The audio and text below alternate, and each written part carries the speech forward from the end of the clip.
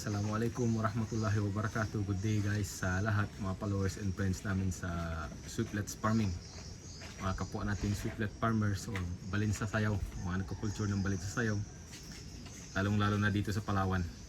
So ngayon ay mag-check tayo ng mga package natin na galing factory ng Odax guys, direct from Indonesia, like itong mga amplifier natin.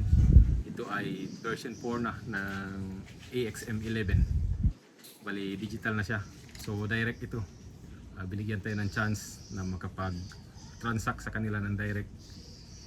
Dahil na-appreciate nila na pinopromote din natin yung mga products nila. So thank you Sir Max for trusting us here in Philippines. So yun guys. Yung mga ganitong classic amplifier ay kaya nito cater ng hanggang 800 na tweeter, yung piso tweeter, yung katulad ng mga ginagamit natin sa pang-nesting. Kaya nun hanggang 200 pieces dahil siya may 4 na channel, so bawat channel ay 200 pieces na tweeter. Although hindi naman talaga nangyayari sa actual yun dahil yung channel 1 and 2 ginagamit sa pang-calling and pulling yun. So yung 3 and 4 lang pang-nesting, so doon lang yung maraming load na tweeter. Pero kahit ganun, kung sakaling magamit siya pang nesting lahat, kaya niya hanggang 800.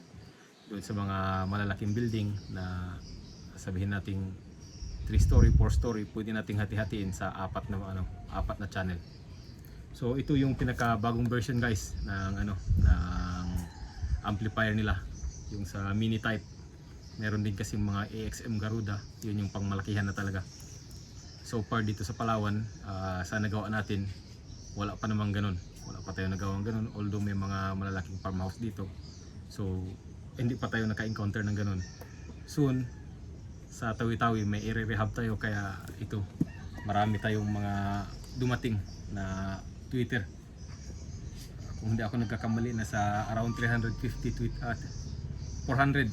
pieces po na tweeter lahat ang dumating. Pero yung 350 ang bound for Tawi-Tawi, yung 50 pieces dito po sa mga kapwa nating farmers din na nagtiwala sa atin, na bumili rin ng mga gamit sa atin. Katulad nitong amplifier, hindi po natin ma-unbox dahil si client na mismo ang gusto natin ma-unbox para wala rin siyang masabi na fully pack pa na matatanggap niya itong mga gamit. So buksan natin itong ibang tweeter.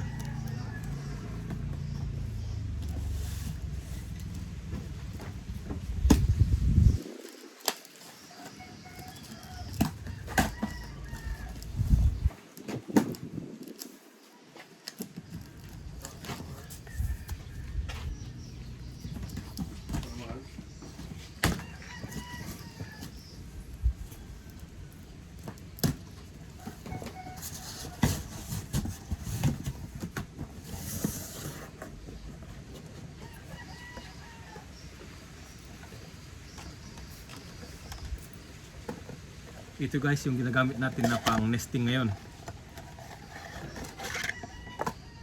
Ito yung latest version ng Odax.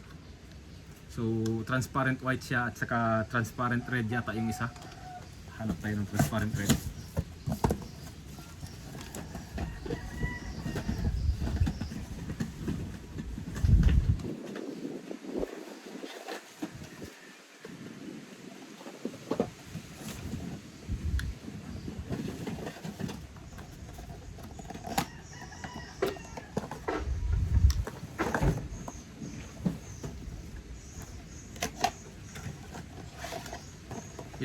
Ito yung isa, transparent red. So yung ganitong series, yung may AX65W means water resistant siya. So dun sa mga ginagamit pang hexagonal tweeter, ito yung advantage nito. Talagang matibay siya kahit na laging nababasa, matibay yung ganito. Tapos may drain na rin siya na hindi nag-steady yung tubig sa loob. So yun lang guys, sa ngayon ito lang yung mababahagi natin sa mga produkto natin.